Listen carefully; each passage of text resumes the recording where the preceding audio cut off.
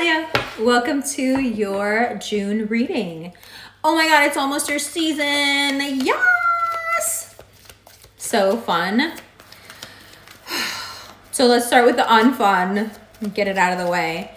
This Saturn-Uranus square is so annoying and it's gonna drag you back to February. So whatever you were dealing with, if you were going stir crazy, if someone was, you know, getting under your skin, if you were in an ambiguous place, like, oh, I don't know where I stand with this person, if you were a little in your feelings and out of balance, whatever it was that was going on in February, it's about to revisit you. Now, does it have to stay there? No. This time, instead of just tolerating ambiguity of any kind, when this square comes back around, you're like, oh, right, you know what? I dealt with this the wrong way before. I'm so sorry. I need a black and white yes or no. Thanks.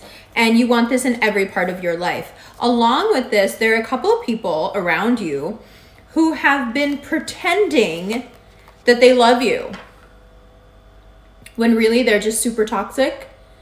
And as annoying as the Saturn-Uranus square is, in this way, it's wonderful because you're so clear on their toxicity. You're like, this is a bad habit. You're my bad habit. I don't want you anymore. Bye.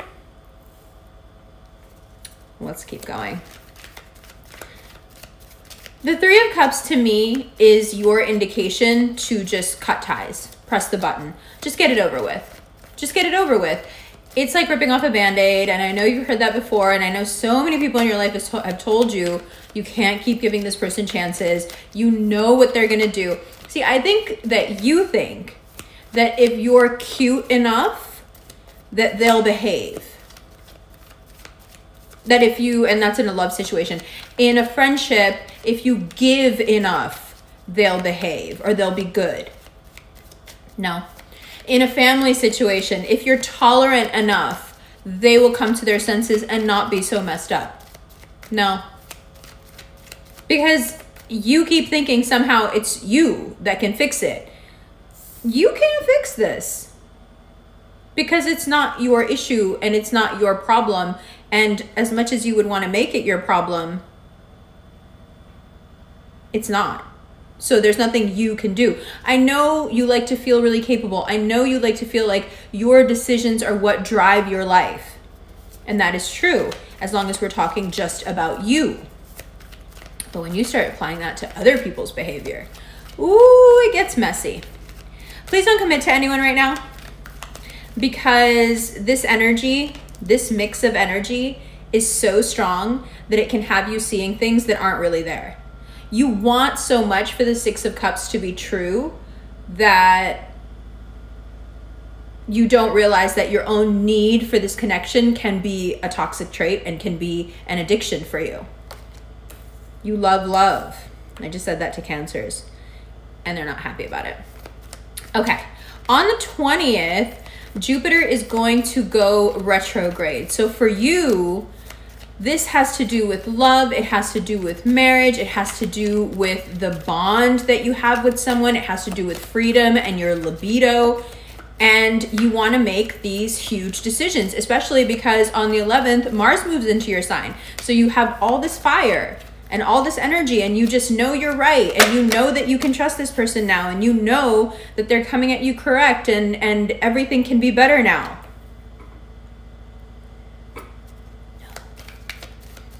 It doesn't make me happy to say no. I'm just saying no, because it's not a time for you to invest in anyone else. It's not a time to take a risk. It's not a time to slack off on your obligations and debts, because that person that you're willing to take a risk on and walk off a cliff for, first of all, they wouldn't do it for you. And second of all, they're not even being honest with you. And the weird thing is, that like somewhere inside you know this, but you have this undying optimism. You want it to be true so bad. And I love that about you. I mean, it gives you your joie de vivre. I love that. But when you use it as a weapon to hurt yourself, when your positivity is the knife you wield on yourself, it's painful to watch. watch a Leo be hurt anyway. Everybody loves you guys. It's awful to watch you hurting.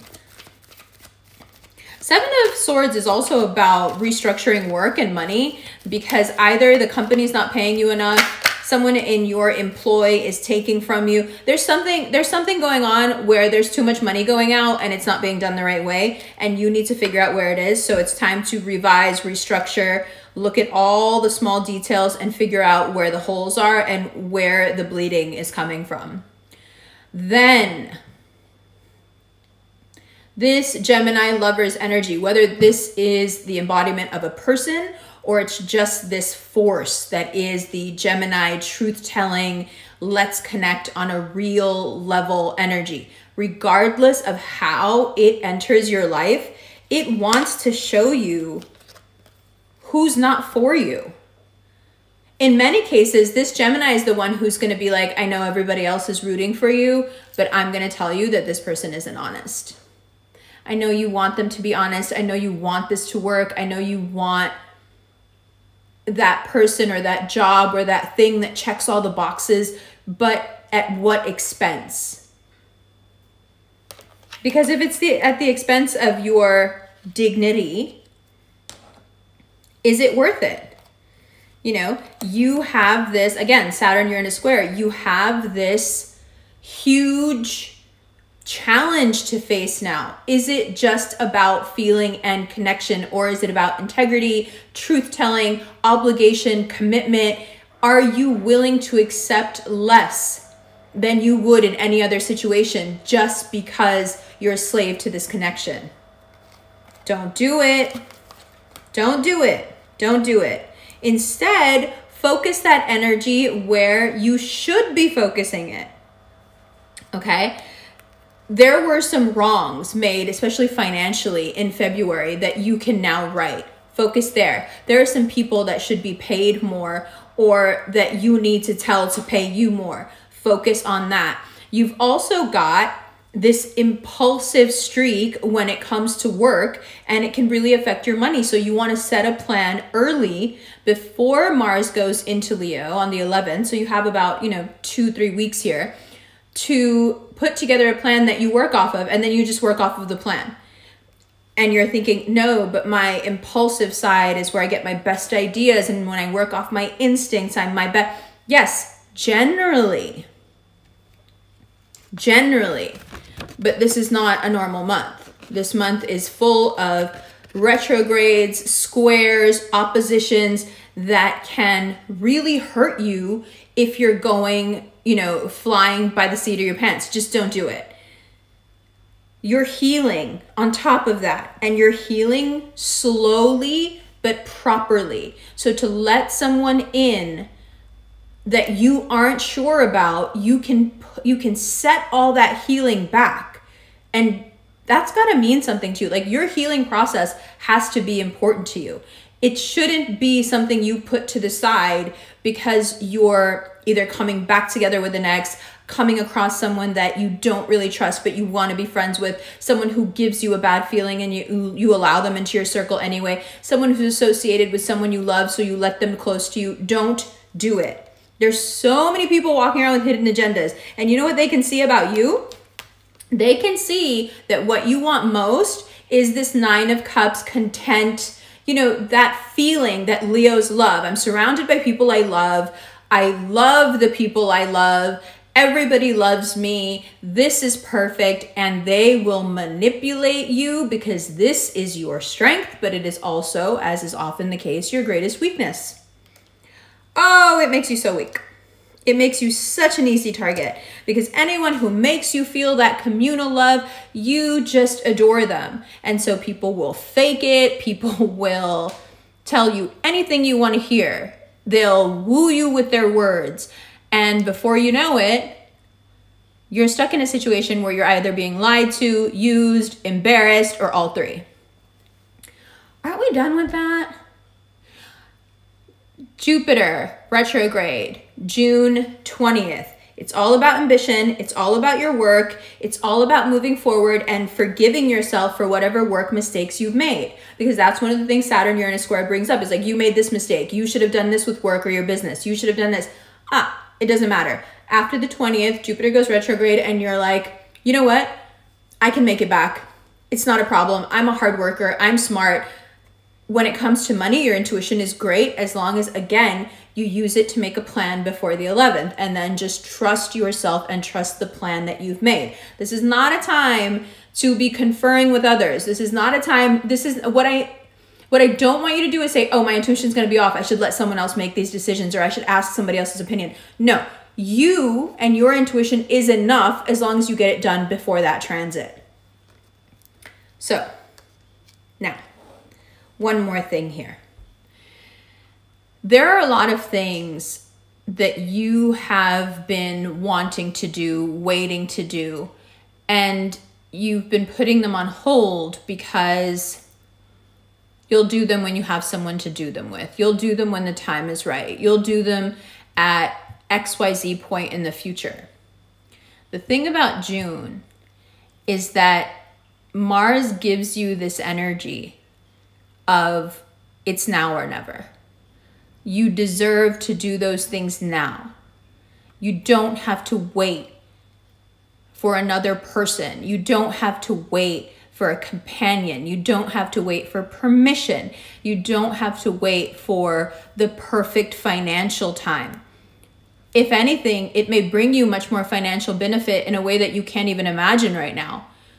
But following those dreams that you've been putting on hold for a long time is really important. So a lot of you, what you have a tendency to do is when you get a chance at having this energy, instead of using it, you pour it into someone who's not worthy.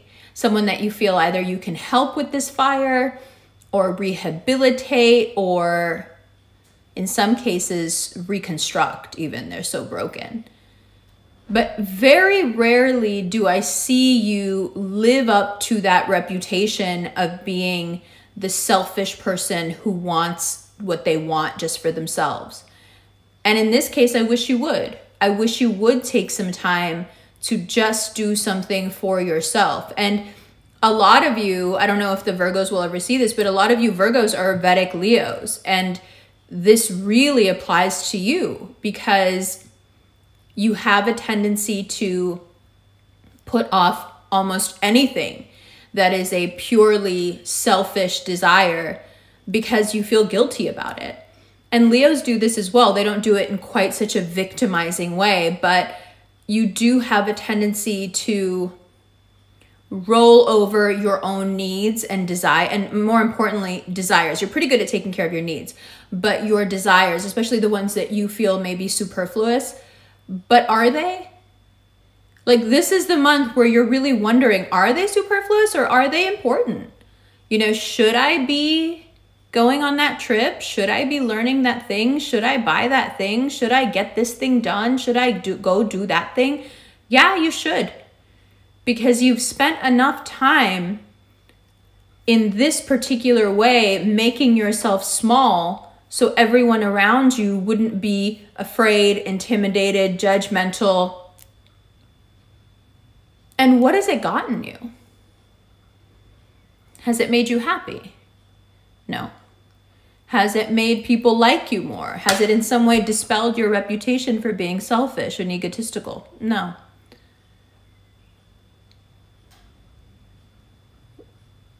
So what has it done? You've compromised what you wanted and who you are for people who have neither recognized it, acknowledged it, or appreciated it.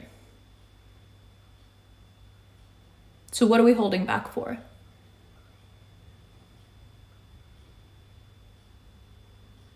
Right. I love you. You know, I gotta like tell you the truth. I know sometimes you're like, oh my God, I don't want to hear this. I know, yes, I know you know everything. And I'm not saying that to be facetious. I know you know everything. You feel it in your bones. I know you know. But just like a cat who can put its back paw in the print of its front paw to leave as little imprint on the world around it as it can. Just like a cat who is the quietest because it can be, you have a tendency to make your footprint on this world and your presence in this world as small as possible, because you can just see how afraid people are of how big you are. Let them be afraid. The funny thing is, they're afraid anyway. They're terrified anyway. Even when you're making yourself small, it doesn't matter if a lion walks into a room and roars at the top of their lungs or is sitting quietly in the corner. It's still an apex predator, and it is the most dangerous thing in any room, and everyone is terrified. So what are you diminishing yourself for? What are you putting your dreams on hold for?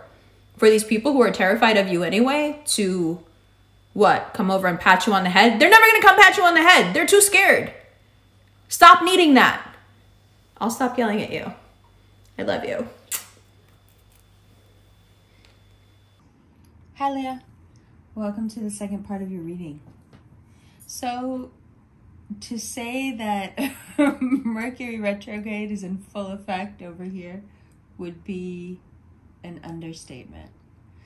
Apologies for the lateness of this video. I have been traveling and nearly missing flights and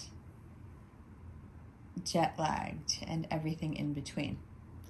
But you have the cool incidents here of having the first part of your reading done in Denmark and the second part in New York. So welcome to New York, Leo. Now, once I got here and I had a little moment, to relax, what I realized was that there was a definite reason why I hadn't done your reading yet, and it's because I needed to go through what I've been through in the last few days to understand how difficult certain things can be for you. I think generally people assume that the problems of a Leo aren't that deep, and that has everything to do with the absolute savagery of your presentation. Your presentation is so good, and the image projected is so perfect that people then suffer from this halo effect with you, where they're just going to assume that what happens to you is never anything too bad. Now, for the most part, because, the halo effect has so many positive repercussions for you, you may think, yeah, okay, well, that's a relatively small thing to give up in order to have everyone love you and be stunned by you and be charmed by you. But it has other effects as well. You become quite obligated then, don't you? To stun them, to wow them, to charm them. And what happens on those rare occasions where you can? How do they react? And how does it make you feel?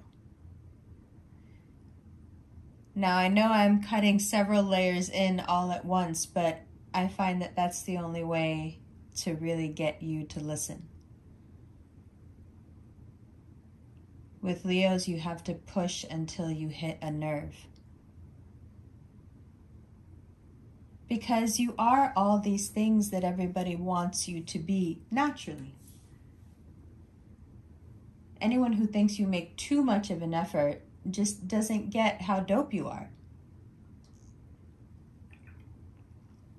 You don't need to make too much of an effort. Things just come together for you. But what happens when they don't? And how much of a weight do you carry on your shoulders to be the light in the room? You're fixed fire, right? Everyone gathers around the fixed fire. From the moths to the people to all the people who want to eat, they got to sit by the fire, right? But what happens on those rare occasions where you don't feel like being the bonfire?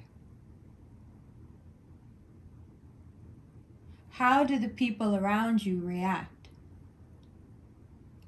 How many people in your life do you have right now that for that reason, for how they react to you not being able to overgive, don't treat you well? How many people do you have in your life that don't charge you up enough so you can be that light in the room? Where's your recharge? If they're not your recharge, these Saturn-Uranus squares, it's going to get rid of them. If you haven't already.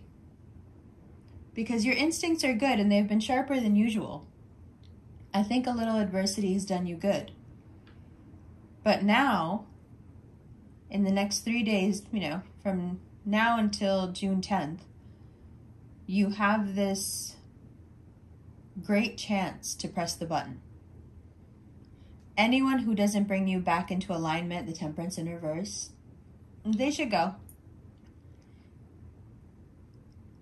Yes, you may feel deeply connected to that person, 6 of Cups, but 3 of Cups, you also know that they're just bad for you. It looks good. In the moment, it feels good. And they do show up somewhat. But you know, don't you? And you always do.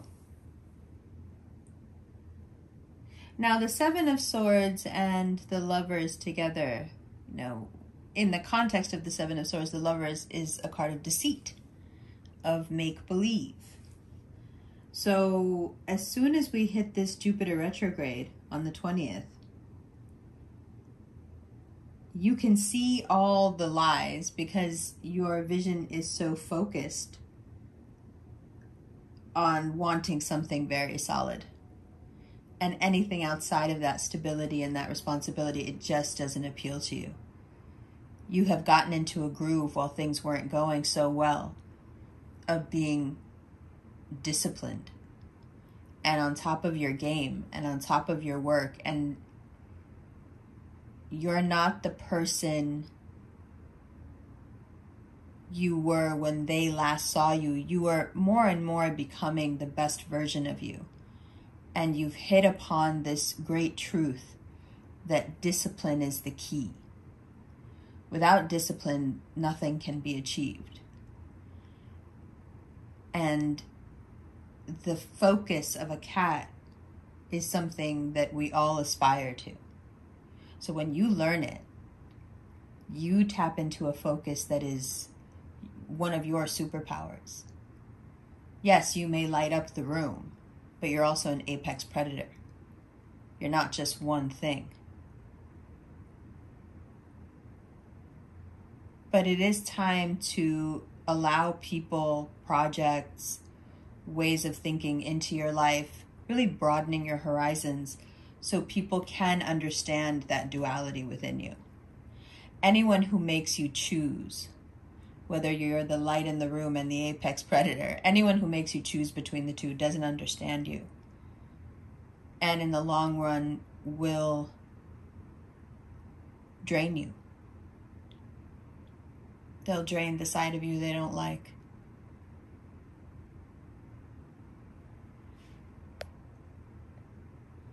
Right? So, you want these team players.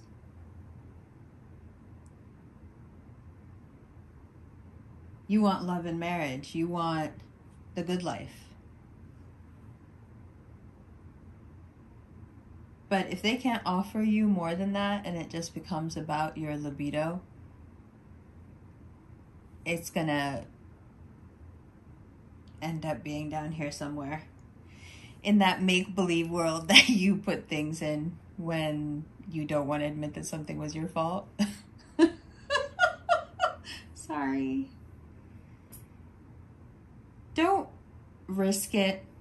Don't try not to take, it's like the most tempting time of year, but the risky thing that you're thinking 10 times about, just don't do it. Just don't do it. You've got retrogrades and eclipses and like, it's a lot. Let's just not do that. And then on the 11th, you have Mars. So you're feeling this energy. You're just the most Leo, right? And right next to it is that card of work and discipline. Even though you feel the most Leo, be balanced. This is how the apex predator survives. Discipline. Getting the work done. Any area of your life in which you have included this discipline, whether you're getting up every morning and working out, whether you made a commitment to eat better and you've been sticking to it, whether it's a skin regimen, whether it's, you know, you decided you're going to dress up every day instead of just wearing the same 5 things. Whatever you've done, you beautified your home. Whatever you've done recently, that you've done diligently, that you've focused on and you've watched how your focus has made that thing bloom, all of those things have fed that apex predator side of you because it's refinement. It's only going to make you faster, more agile, more charming, more able to get what you want. Right? So when Mars comes into your sign, it's very easy to let that other side of you, that is just the light in the room, not just, but that is fixed fire, that side of you can be overfed. Let's put it that way. And the attention and the people falling all over you, of course, how could it not get to you? Of course. How could it not compel you? That would compel anyone. It seems to be what everybody wants. And that's also a burden you carry. You have something naturally that everybody wants. And they can't seem to figure out where you got it. But boy, if they could bottle it. Right? That's a weight you carry. What do you do with that? That's how Mars in Leo is going to make you feel. I have something that everybody wants. Me. That energy. That look. It's so seductive, that energy. It's very easy to get swept up into. But I'll tell you what, if you lose focus on that discipline, that light in the room starts to dim. Because that light is sustained by your apex predator side. It feeds it. That's the thing that should be feeding that fire, not somebody else. I know, I told you, I'm just cutting very deep, very quickly, so we can just get to the point. This is the joy of waiting for a Mercury retrograde reading. It is late, for sure, but it's so much deeper. You know, a Gemini in Mercury retrograde season wants to get right down to the basic point. And that is ultimately the basic point. Who is feeding your fire and why when you are supposed to be doing it? And even if you are with someone and you're happy with them, and I see all this, I'm not immune to this romance everywhere. I see it. But I also see the cards around it. Whereas, you know, you guys are real focused on it, and I get it. Who wouldn't be? But the lesson that you learn by the end of June is that even if you are divinely happy, remember that that person is only bringing you one more cup. You have to have the other 9 on your own.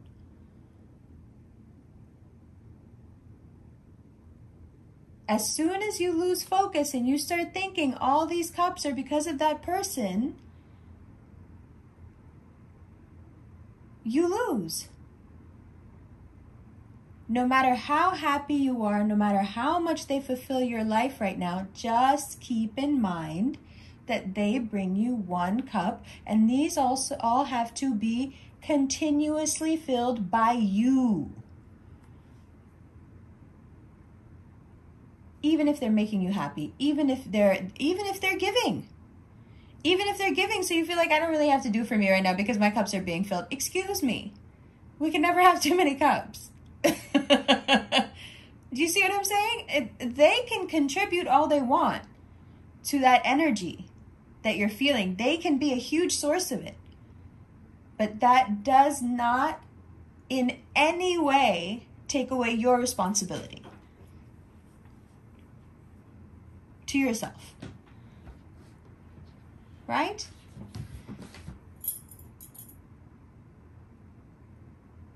These cups nobody can fill. That's the whole point of that card. Those first 9 cups that you have as an emotional being, nobody can fill them except you. That's why he's so happy. That's why he's so proud. Because he did it. Very satisfied with his accomplishment. You can see it. This is the energy of being at the fountain. This is the energy of attracting love and abundance. But you cannot lose that energy when someone comes and adds that final cup or that final pentacle. You cannot let fruition throw you off your game. Keep your discipline. It will keep you grounded. It will keep you fed. Now, what are cats like when they don't need anyone to feed them? I'll let you answer that question yourself. I love you, love you. We're going to go into the extended right now. That's going to be on Vimeo. There's a PayPal link, and there's a Patreon. The first part of this reading was out like 12 days ago, almost now, maybe 15 days ago, on Patreon. So you can sign up for the Leo tier or the Leo plus the Za tier. If you don't know what the Za is, it's a walking meditation we do. It's fun. So we'll see you over there. If you're interested in a 7 to 10 minute recorded reading sent to your inbox, then you can click the Cameo link below. And if you like these rings, we're almost ready. We have the product. We're just waiting on some inventory stuff, and the World ring will be available. So check out the Quietest Revolution rings link below. All right, I'm done. I love you, love you. I'll see you in the extended right now.